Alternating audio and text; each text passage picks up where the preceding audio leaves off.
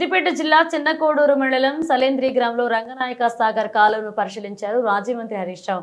కాలువలో ప్రవహిస్తున్న గోదావరి జలాలను చూసి సంతోషించారు.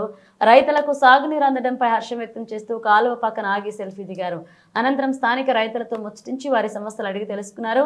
అనంతరం మెట్టుపల్లె గ్రామంలోని పొద్దుతిరుగుడు తోటలను సందర్శించి అక్కడి రైతులతో ముఖాముఖి చర్చించారు. రైతులు మార్కెటింగ్ సమస్యను, పంటకు సరైన ధర లేకపోవడం వల్ల ఎదుర్కొంటున్న ఇబ్బందులను వివరించగా తక్షణమే ప్రభుత్వం సత్వర చర్యలు తీసుకోవాలని హరీష్ రావు డిమాండ్ చేశారు.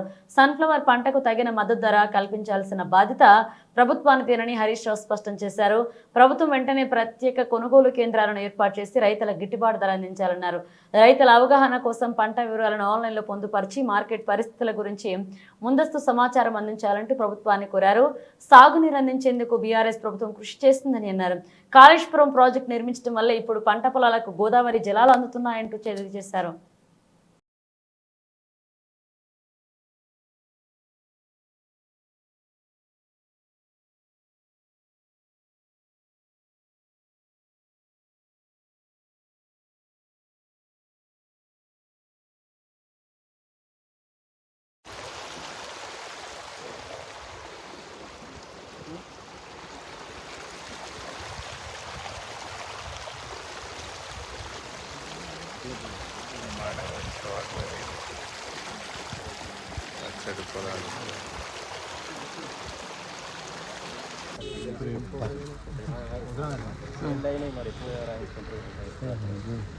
హలో శివ